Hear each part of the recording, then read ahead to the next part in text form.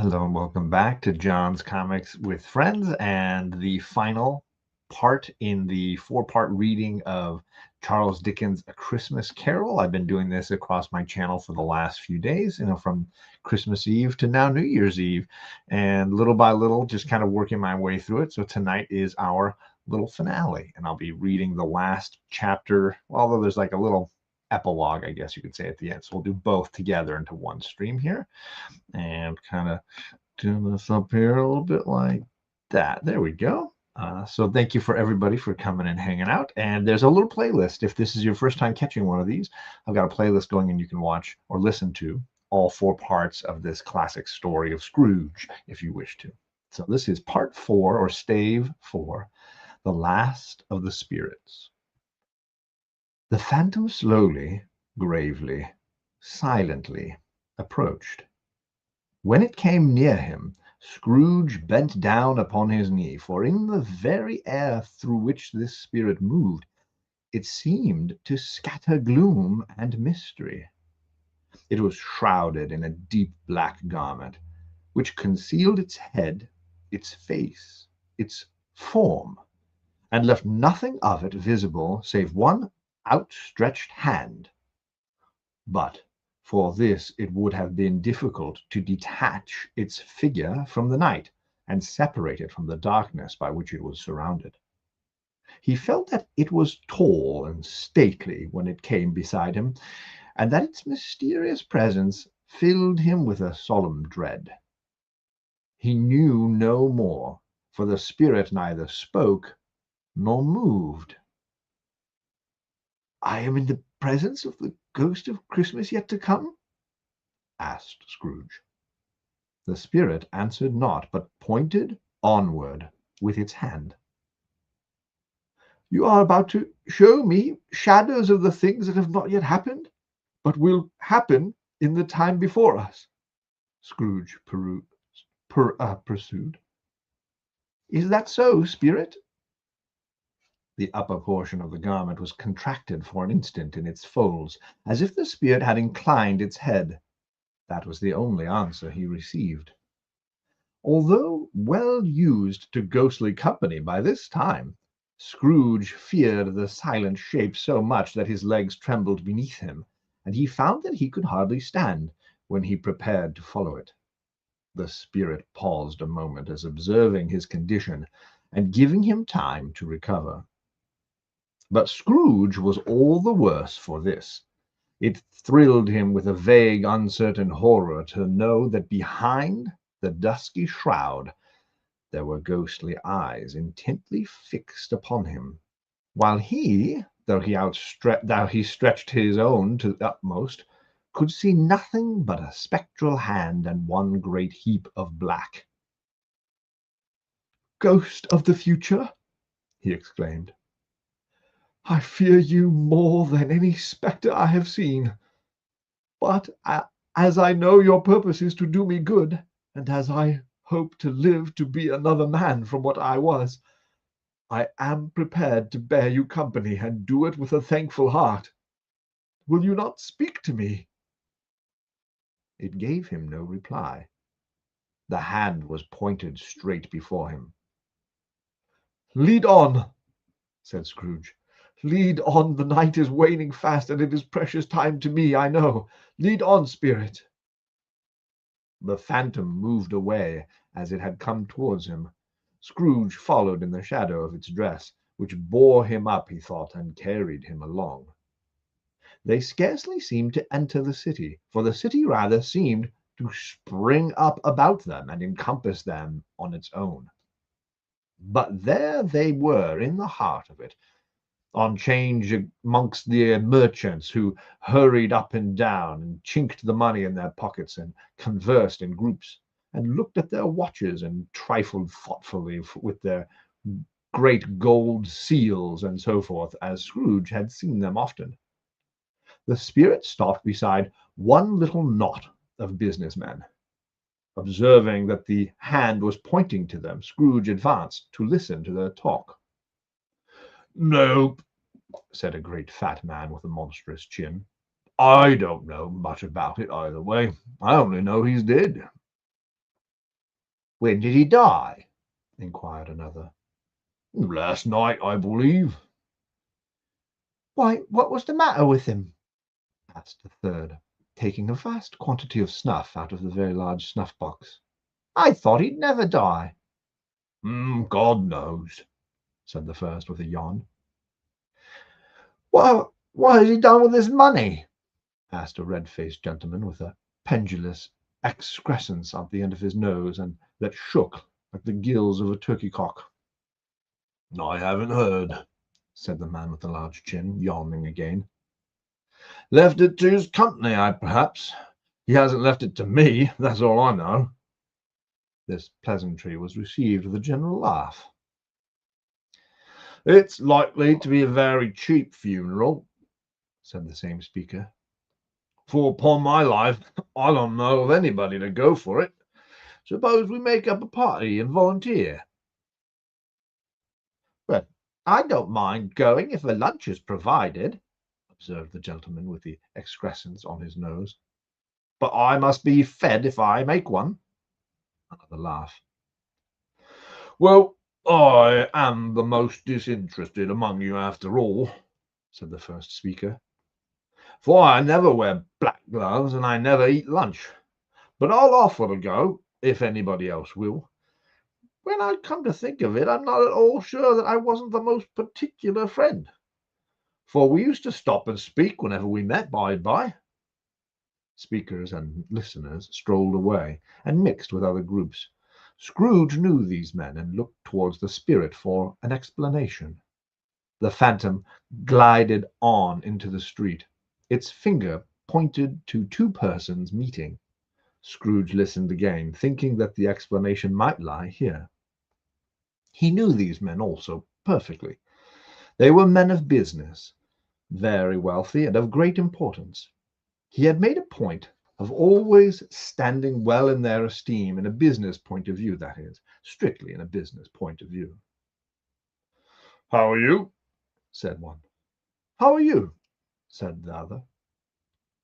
Well, said the first, old Scratcher's got his own at last, eh? So I am told, returned the second. Cold, isn't it? Seasonable for Christmas time. You're not a skater, I suppose. No, something else, think of it. Good morning. Not another word. That was their meeting, their conversation, and their parting. Scrooge was at first inclined to be surprised that the spirit should attach importance of conversations so apparently trivial. But, feeling assured that they must have some hidden purpose, he set himself to consider what it was likely to be. They could scarcely be supposed to have any bearing on the death of Jacob, his old partner, for that was past, and this ghost's province was the future. Nor could he think of any one immediately connected with himself to whom he could apply them. But nothing, doubting that, to whomsoever they applied, they had some lament moral for his own improvement. He resolved to treasure up every word he heard, and everything he saw, and especially to observe the shadow of himself when it appeared, for he had an expectation that the conduct of his future self would give him the clues that he missed, and would render the solution to these riddles easy. He looked about in that very place for his own image, but another man stood in his accustomed corner, and though the clock pointed to his usual time of day for being there, he saw no likeness of himself among the multitudes that poured in through the porch. It gave him little surprise, however, for he had been revolving in his mind a change of life, and thought, and hoped he saw his new-born resolutions could have been carried out in this. Quiet and dark, beside him stood the phantom, with its outstretched hand. When he roused himself from his thoughtful quest, he fancied from the turn of the hand and its situation in reference to him, that the unseen eyes were looking at him keenly. It made him shudder and feel very cold. They left the busy scene and went into an obscure part of the town, where Scrooge had never penetrated before, although he recognized its situation and its bad repute. The ways were foul and narrow. The shops and houses wretched, the people half-naked, drunken, slipshod, ugly, or alleyways and archways, like so many cesspools, disgorged their offences of smell and dirt and life upon the straggling streets, and the whole quadrant, reeked with crime, with filth and misery. Far into this den of infamous resort there was a low-browed, beetling shop below a penthouse roof, where iron, old rags, bottles, bones, and greasy offal were brought. Upon the floor within were piles upon heaps of rusty keys, nails, chains, hinges, files, scales, weights, and refuse iron of all kinds. Secrets that few would like to scrutinize were bred and hidden in mountains of unseemly rags, masses of corrupted fat, and sepulchres of bones. Sitting in among the wares he dealt in, by a charcoal stove made of old bricks, was a grey-haired rascal, nearly 70 years of age, who had screened himself from the cold air without by a frowsy curtaining of miscellaneous tatters hanging upon a line, and smoked his pipe in all the luxury of calm retirement. Scrooge and the Phantom came into the presence of this man just as a woman with a heavy bundle slunk into the shop, but she had scarcely entered when another woman, similarly laden, came in too, and she was followed closely by a man in faded black, who was no less startled by the sight of them than they had been upon the recognition of each other. After a short period of blank astonishment, in which the old man with the pipe had joined them, they all three burst into laughter. "Let the chairwoman alone be the first," cried she who had entered first.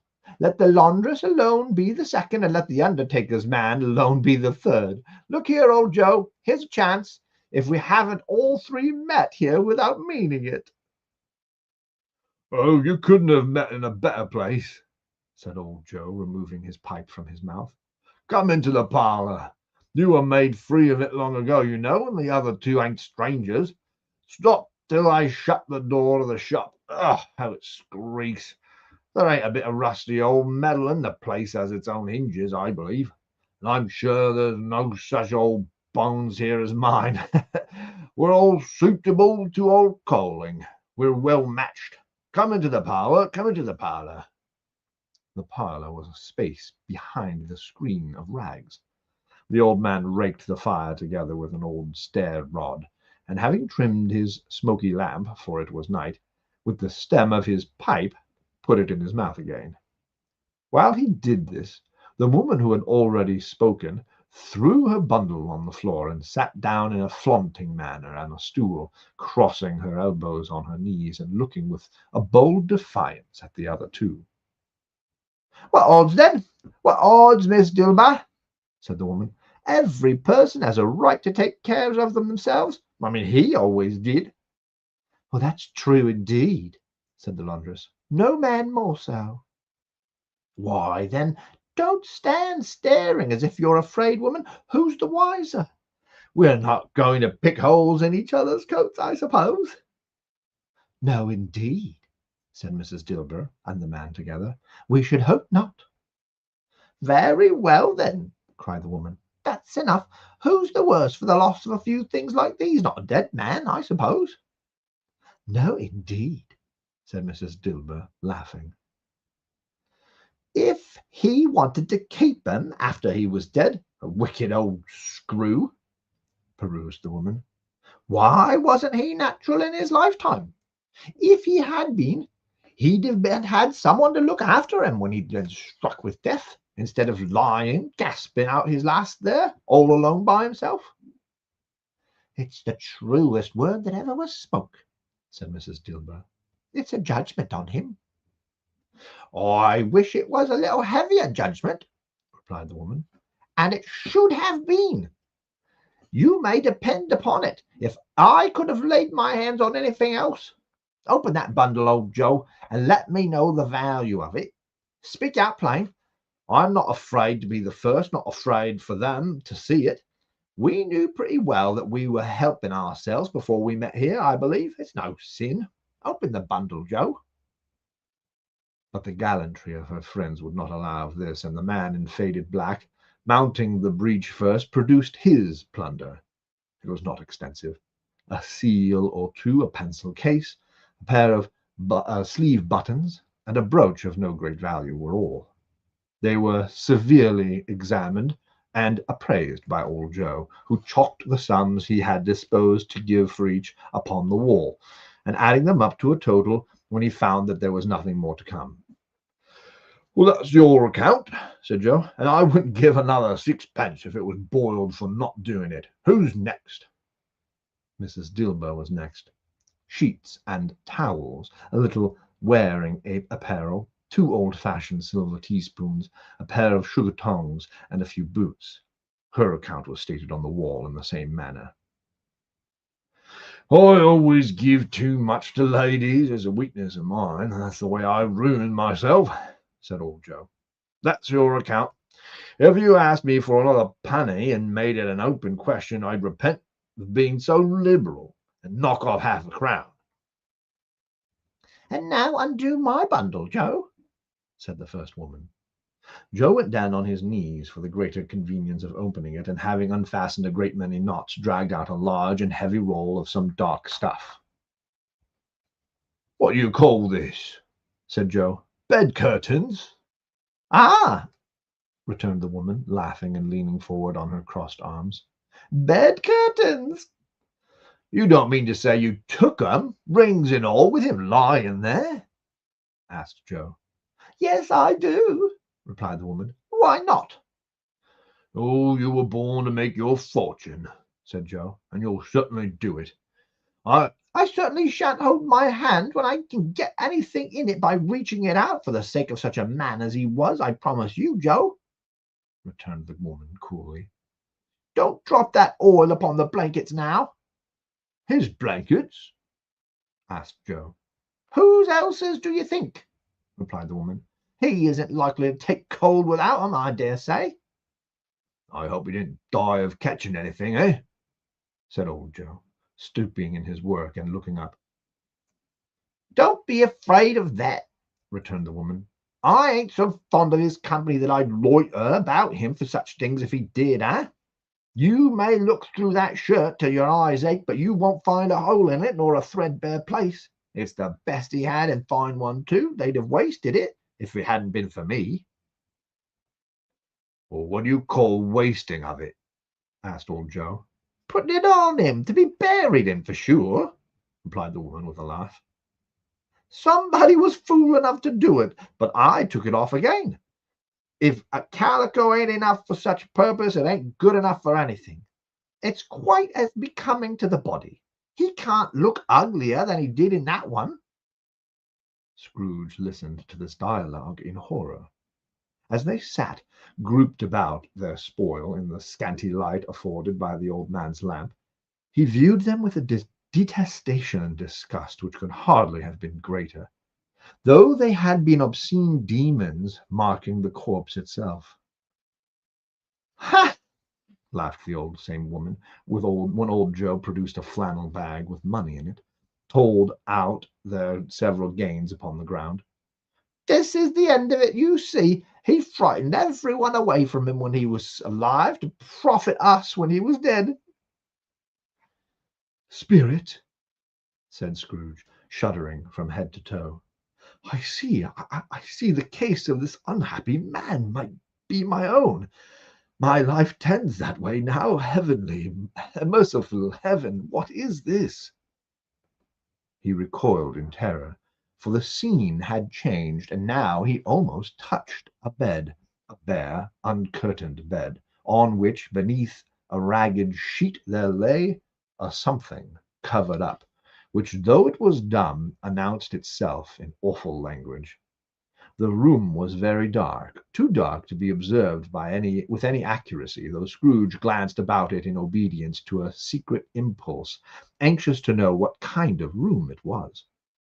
A pale light, rising in the outer air, fell straight upon the bed, and on it, plundered and bereft, unwatched, unwept, uncared for, was the body of this man. Scrooge glanced towards the phantom. Its steady hand was pointing to the head. The cover was so carelessly adjusted that the slightest raising of it, the motion of a finger upon Scrooge's part, would have disclosed the face. He thought of it, felt how easy it would be to do, and longed to do it, but had no more power to withdraw the veil than to dismiss the spectre at his side. Oh, cold, cold, rigid, dreadful death! Set up thine altar here, and dress it with such terrors as thou hast in thy command, for this is thy dominion. But of the loved, revered, and honoured head thou canst not turn one hair to thy dread purposes, or make one feature odious.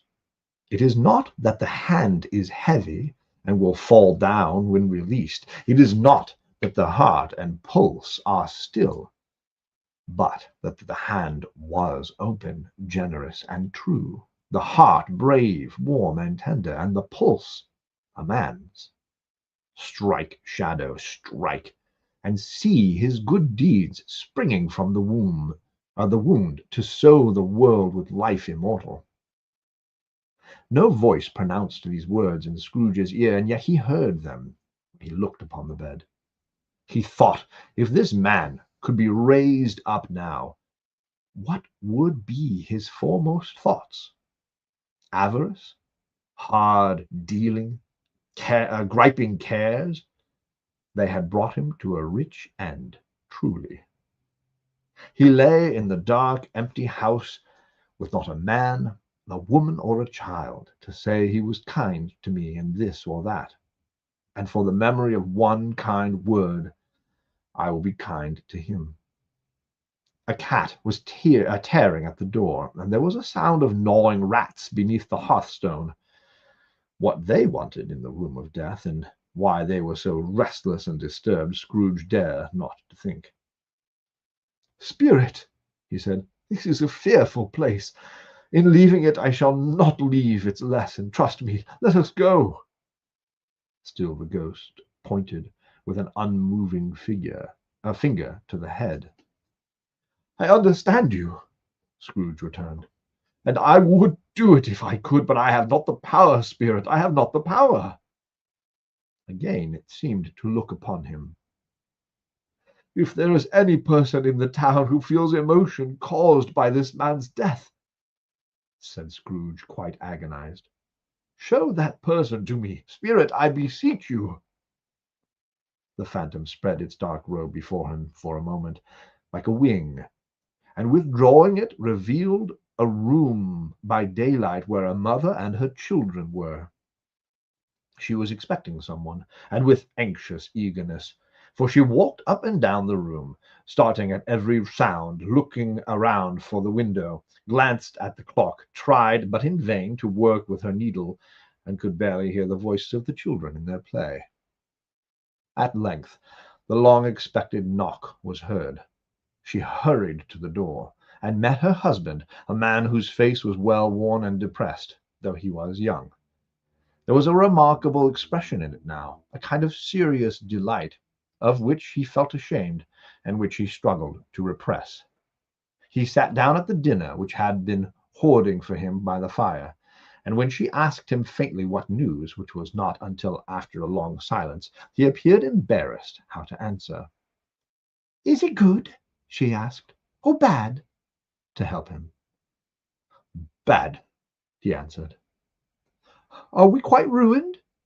"No, there is hope yet, Caroline." If he relents," she said, amazed. "Oh, there is. Nothing is past hope, if such a miracle has happened." "Well, he is past relenting," said her husband. "He is dead." She was a mild and patient creature, if her face spoke truth, but she was thankful in her soul to hear it, and she was so with clasped hands. She prayed forgiveness in the next moment, and was sorry, but the first was the emotion of her heart. What the half-drunken woman what the half-drunken woman who I told you of last night said to me when I tried to see him and obtain a week's delay. I'm not sure if that's her actually or the husband. Let me see. Mm,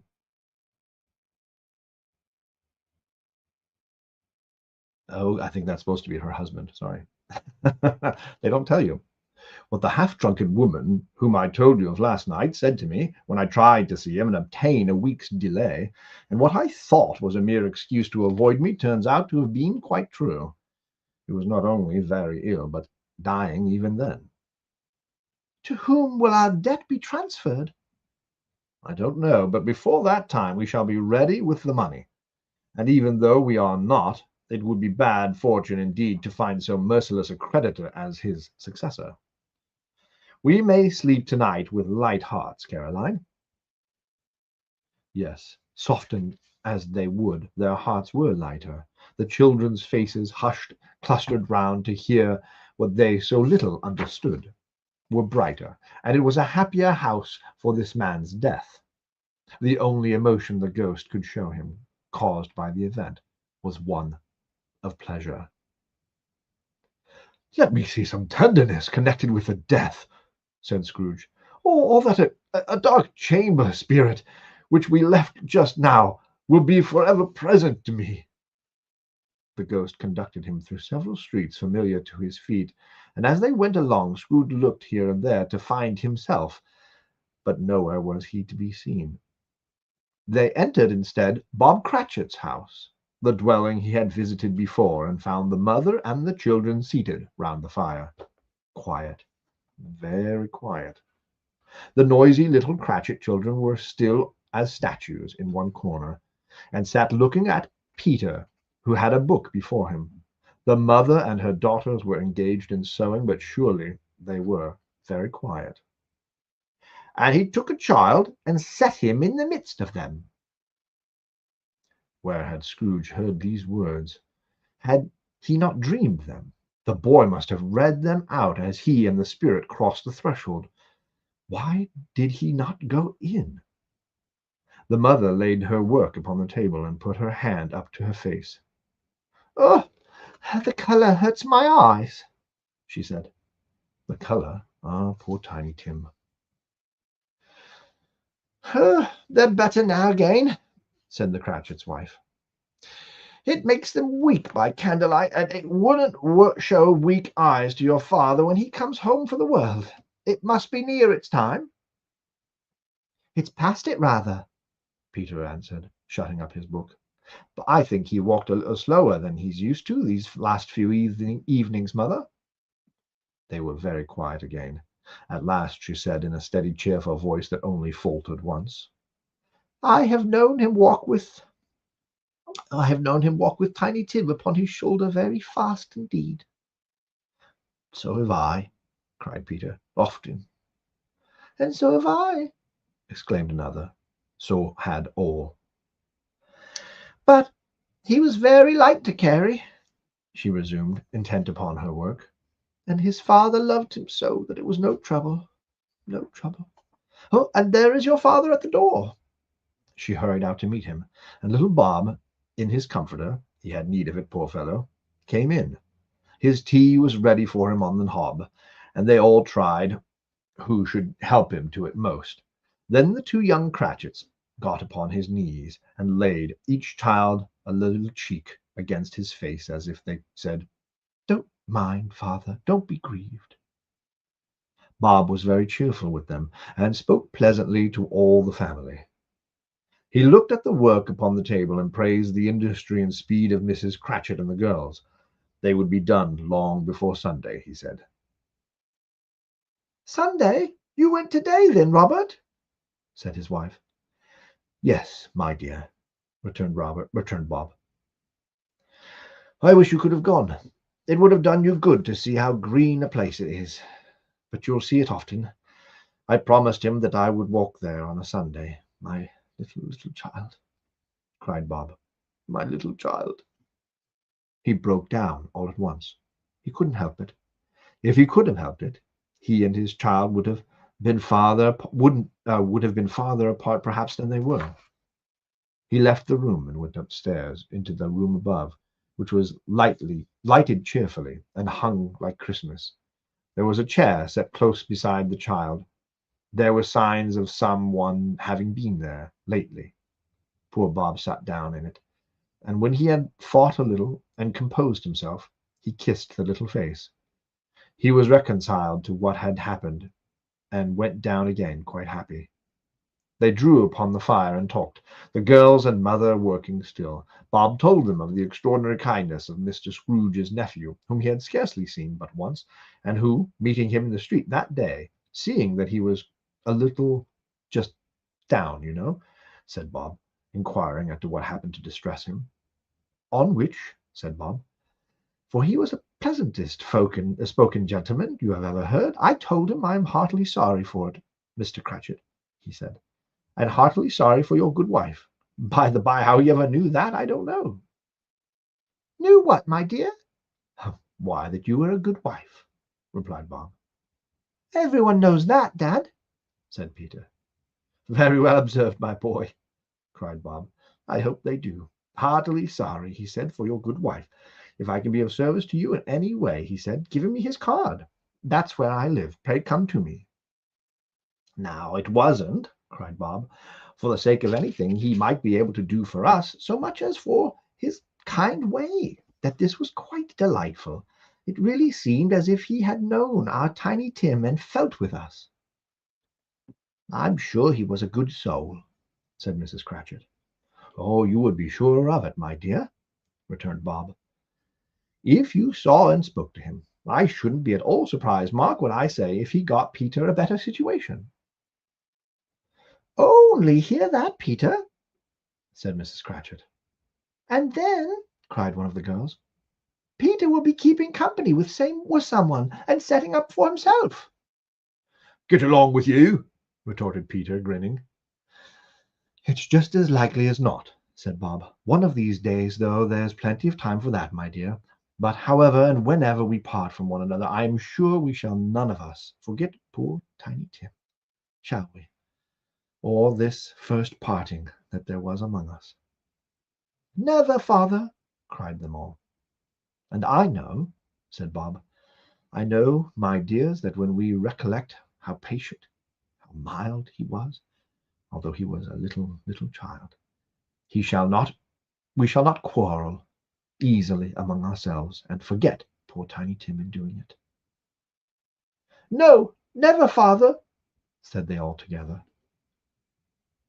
I'm very happy, said little Bob. I am very happy. Mrs. Cratchit kissed him, his daughters kissed him, the two young Cratchits kissed him, and Peter himself shook hands. Spirit of Tiny Tim, thy childish essence was from God. Spectre, said Scrooge, something informs me that our parting moment is at hand. I know it, but I know not how. Tell me, what man was it that we saw lying dead? The ghost of Christmas yet to come conveyed him as before, though at a different time, he thought. Indeed, there seemed no order in these latter visions, save that they were in the future, into the resorts of business men, but shoved him not himself. Indeed, the spirit did not stay for anything, but went straight on as to the end just now desired, until besought by Scrooge to tarry for a moment. This court, said Scrooge, through which we hurry now, is where my place of occupation is, and has been for a length of time. I see the house. Let me behold what I shall be in days to come. The spirit stopped. The hand was pointed elsewhere. The house is yonder, Scrooge exclaimed. Why do you point that way? The inexorable finger underwent no change. Scrooge hastened to the window of his office and looked in. It was an office still, but not his. The furniture was not the same, and the figure in the chair was not himself. The phantom pointed as before. He joined it once again, and, wondering why and whither he had come, accompanied it until they reached an iron gate. He paused to look round before entering. A churchyard. Here, then, the wretched man, whose name he had now to learn, lay underneath the ground. It was a worthy place, walled in by houses, overrun by grass and weeds, the growth of vegetation's death, not life, choked up with too much burying, fat with repleted appetite, a worthy place. The spirit stood among the graves and pointed down to one. He advanced towards it, trembling. The phantom was exactly as it had been, but he dreaded that he saw new meaning in its solemn shape. "Before I draw nearer to that stone to which you point," said Scrooge, "answer me one question. Are these the shadows of the things that will be, or are they shadows of the things that may be only?" Still the ghost pointed downward to the grave by which they stood. "Men's courses will foreshadow certain ends to which, if persevered in, they must lead," said Scrooge. "But if the courses be departed from, the ends will change. Say it is thus with what you show me now." The spirit was immovable as ever. Scrooge crept towards it, trembling as he went, and following the finger, read upon the stone of the neglected grave his own name, Ebenezer Scrooge. "Am I that man who lay upon the bed?" he cried upon his knees. The finger pointed from the grave to him and back again. "Oh, spirit! Oh, no, no!" The spirit still was there. The finger was still there. "Spirit!" he cried, tight clutching at its robe. "Hear me! I am not the man I was. I will not be the man I may have been but for this intercourse. Why show me this if I am past all hope?" For the first time the hand appeared to shake. "Good spirit!" he perused, as down upon the ground he fell before it. "Your nature intercedes for me and pities me. I assure you that I yet may change these shadows you have shown me by an altered life." The kind hand trembled. "I will honor Christmas in my heart and try to keep it all the year. I will live in the past, the present, and the future. The spirits of all three will strive within me. I will not shut out the lessons that they teach. Oh, tell me I may sponge away the writings of this stone." In his agony he caught the spectral hand. It sought to free itself, but he was strong in his entreaty and detained it. The spirit, stronger yet, repulsed him. Holding up his hands in one last prayer to have his fate reversed, he saw an alternation in the phantom's hood and dress. It shrunk, collapsed, and dwindled down into a bedpost. And that's the end of Stave, or part 4. And now we go to Stave part 5, the end of it. This is kind of like the epilogue to the story. Yes, and the bedpost was his own. The bed was his own. The room was his own. Best and happiest of all the time before him was his own, to make amends in. "I will live in the past and the present and the future," Scrooge repeated as he scrambled out of bed. "The spirits of all three shall strive within me. O Jacob Marley, heaven and the Christmas time be praised for this. I say it on my knees, O Jacob, on my knees." He was so flustered and so glowing with his good intentions that his broken voice would scarcely answer to his call. He had been sobbing violently in his conflict with the spirit, and his face was wet with tears. "They are not yet torn down," said Scrooge, folding one of his bed curtains in his arms. "They are not torn down, rings and all. They are here. I am here. Though the shadows of the things that would have been may be dispelled, they will be. I know they will." His hands were busy with his garments all the time, turning them inside out, putting them on upside down, tearing them, mislaying them, making them parties to each kind of extravagance. "I don't know what to do," cried Scrooge, laughing and crying in the same breath, and making a perfect cocoon of himself with his stockings. "I am as light as a feather. I am as happy as an angel. I am as merry as a schoolboy. I am as giddy as a drunken man. A Merry Christmas to everybody! A Happy New Year to all the world! Hello there! Whoop, hello!" He had frisked into the sitting room and was now standing there, perfectly winded. there's the saucepan that the gruel was in," cried Scrooge, starting off again and going round the fireplace. "And there's the door by which the ghost of Jacob Marley entered. And there's the corner where the ghost of Christmas Present sat. And there's the window where I saw the wandering spirits. It's all right. It's all true. It all happened." Really, for a man who had been out of practice for so many years, it was a splendid laugh, a most lustrous laugh, the father of a long, long line of brilliant laughs. "I don't know what day of the month it is," said Scrooge. "I don't know how long I've been among the spirits. I don't know anything. I'm quite a baby. Never mind. I don't care. I'd rather be a baby. Hello, whoop, hello here." He was checked in his transports by the churches ringing out of lustrous peals he had ever heard. Clash, clang, hammer, ding, dong, bell. Bell, dong, ding, hammer, clash, clang. Oh, glorious, glorious. Running to the window, he opened it and put out his head. No fog, no mist. Clear, bright, jovial, stirring cold, cold piping for the blood to dance to. Golden sunlight, heavenly sky, sweet fresh air, merry bells. Oh, glorious, glorious.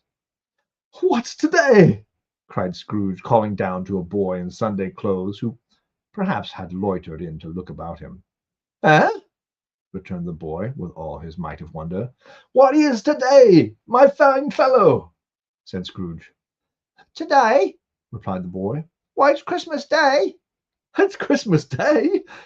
said Scrooge to himself. "I haven't missed it. The spirits have done it all in one night. They can do anything they like. Of course they can. Of course they can. Hello, my fine fellow." "Hello," returned the boy. "Do you know the poulterers in the next lane, but one at the corner?" inquired Scrooge. "Well, I should hope I did," replied the lad. "Intelligent boy," said Scrooge. "A remarkable boy. Do you know whether they've sold the prize turkey that they had hanging up in there? Not the little prize turkey, the big one." "What, the one as big as me?" returned the boy. "What a delightful boy," said Scrooge. "It's a pleasure to talk to him. Yes, my buck." "It's hanging there now," replied the boy. "It is," said Scrooge. "Go and buy it." "Walker!" exclaimed the boy. "No, no," said Scrooge. "I'm in earnest. Go and buy it, and tell them to bring it here, that I may give them the directions of where to take it. Come back with the man, and I'll give you a shilling. Come back with him in less than 5 minutes. I'll give you half a crown." The boy was off like a shot. He must have already had a steady hand at the trigger who could have got a shot off half as fast. "I'll send it to Bob Cratchit's," whispered Scrooge, rubbing his hands and splitting with a laugh. "He shan't know who sends it. It's twice the size of Tiny Tim. But Joe Miller never made such a joke as sending it to Bob's will be." The hand in which he wrote the address was not a steady one, but he wrote it, indeed, somehow, and went downstairs to open the street door, ready for the coming of the poulterer's man. As he stood there waiting his arrival, the knocker caught his eye. "I shall love it as long as I live," cried Scrooge, patting it with his hand. "I scarcely ever looked at it before. What an honest expression it has in its face. It's a wonderful knocker. Oh, here's the turkey. Hello, whoop. Hello, how are you? Merry Christmas." It was a turkey. He never could have stood upon its legs, that bird. He would have snapped them short off at a minute with sticks of sealing wax. "Why, it's impossible to carry that to Camden Town," said Scrooge. "You must have a cab." The chuckle with which he said this, and the chuckle with which he paid for the turkey, and the chuckle with which he paid for the cab, and the chuckle with which he recompensed the boy, were only to be exceeded by the chuckle with which he sat down breathless in his chair again, and chuckled until he cried. Shaving was not an easy task, for his hand continued to shake very much, and shaving requires attention, even when you don't dance about while you're at it. But if he had cut the end of his nose off, he would have put a piece of sticking plaster over it and been quite satisfied. He dressed himself all in his best, and at last got out into the streets. The people were by this time pouring forth, as he had seen them from the ghost of Christmas Present, and walking with his hands behind him, Scrooge regarded every one of them with a delighted smile. He looked so irresistibly pleasant, in a word, that 3 or 4 good-humoured fellows said, "Good morning, sir, a Merry Christmas to you." And Scrooge said often afterwards that of all the blithe sounds he had ever heard, those were the blithest in his ears. He had not gone far, when coming on towards him he beheld the portly gentleman who had walked into his counting-house the day before, and said, "Scrooge and Marley's, I believe." It sent a pang across his heart to think how this old gentleman would look upon him when they met. But he knew what path lay straight before him, and he took it.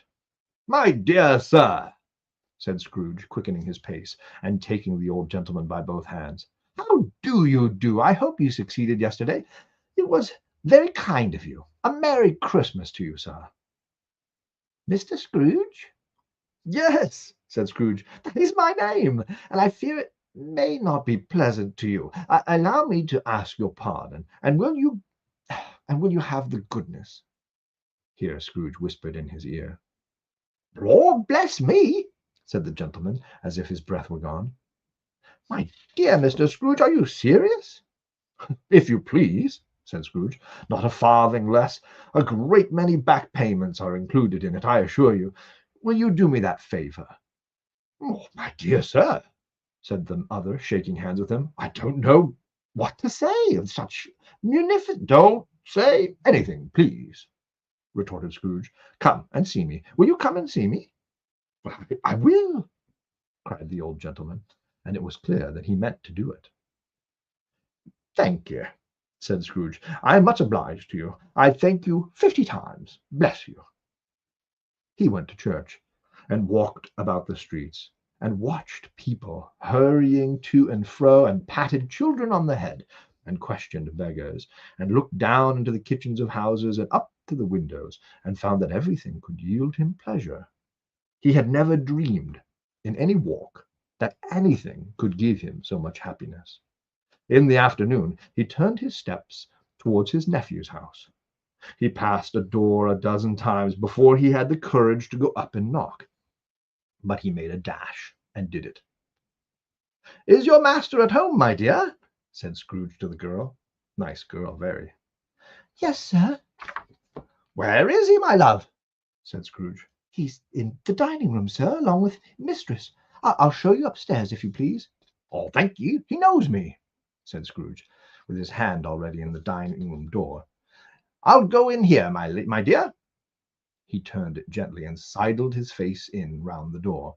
There they were looking at the table, which was spread out in great array, for these young housekeepers were always nervous on such points, and like to see that everything is right. "Fred!" said Scrooge. Dear heart alive, how his niece by marriage started! Scrooge had forgotten for the moment about her sitting in the corner with the footstool, or he wouldn't have done it, or on any account. "Why, bless my soul!" cried Fred. "Who's that?" "It is I, your Uncle Scrooge. I've come for dinner. Will you let me in, Fred?" Let him in! It is a mercy he didn't shake his arm off. He was at home in 5 minutes. Nothing could have been heartier. His niece looked just the same. So did Topper when he came. So did the plump sister when she came. So did everyone when they came. Wonderful party, wonderful games, wonderful unanimity, wonderful happiness. But he was early at the office the next morning. Oh, he was early there, if only to be there first and catch Bob Cratchit coming late. That was the thing he had set his heart upon. And he did it. Oh, yes, he did. The clock struck 9. No Bob. A quarter past. No Bob. He was full 18 minutes and a half behind his time. Scrooge sat with his door wide open, that he might see him come into the tank. His hat was off before he opened the door, his comforter, too. He was on his stool in a jiffy, driving away with his pen as if he were trying to overtake 9 o'clock. "Hello!" growled Scrooge in his accustomed voice, as near as he could feign it. "What do you mean by coming here at this time of day?" "I'm very sorry, sir," said Bob. I'm behind my time." "You are?" repeated Scrooge. "Yes, I should think you are. Step this way, if you please." "It is only once a year, sir," pleaded Bob, appearing from the tank. "It shall not be repeated. I was making rather merry yesterday, sir." "Now, I'll tell you what, my friend," said Scrooge. "I'm not going to stand for this sort of thing any longer, and therefore," he continued, leaping from his stool and giving Bob such a dig in the waistcoat that he staggered backward into the tank again, "and therefore I'm about to raise your salary." Bob trembled and got a little nearer to the ruler. He had a momentary idea of knocking Scrooge down with it, holding him and calling to the people in the court for help and a strait waistcoat. "A Merry Christmas, Bob," said Scrooge, with an earnestness that could not be mistaken, as he clapped him on the back. "A merrier Christmas, Bob, my good fellow, than I have ever given you for many a year. I'll raise your salary and endeavor to assist your struggling family, and we will discuss your affairs this very afternoon over a Christmas bowl of smoking bishop, Bob. Make up the fires and buy another coal scuttle before you dot another I, Bob Cratchit." Scrooge was better than his word. He did it all, and infinitely more. And to Tiny Tim, who did not die, he was a second father. He became as good a friend, as good a master, and as good a man as the good old city could know, or any other good old city, town, or borough in the good old world. Some people laughed to see the alteration in him, but he let them laugh, and little heeded them, for he was wise enough to know that nothing ever happened on this globe for good at such that some people did not have their fill of laughter in the outset. And knowing that such as these would be blind anyway, he thought it quite as well that they should wrinkle up their eyes in grins, as have the malady in less attractive forms. His own heart laughed, and that was quite enough for him. He had no further intercourse with the spirits, but lived upon the total abstinence principle ever afterwards, and it was always said of him that he knew how to keep Christmas well. If any man ever lived possessed that knowledge, may that be truly said of us, and all of us. And so, as Tiny Tim observed, God bless us, every one. The end. So there you go. One of my favorite books, and I hope if you're listening to this for the first time live here, thank you, Bobby and Kevin and a few others who have been bouncing in and out, Damien and Kenneth. But if you're listening to this on the rewind and enjoying these parts, maybe in future Christmases to come, this is a story that I think is timeless. And Bobby makes the right comparison to the Grinch as well. I think this is just one of those timeless stories. And I plan to do more of these in the near future. So hopefully at some point I will have other books to read and share to do this again at some point, because this is a lot of fun for me. Hopefully it's mildly entertaining for all of you, but it's a whole lot of fun for me. So keep a watch for future installments in this series, and I'll catch you guys all again later. Merry Christmas and Happy New Year.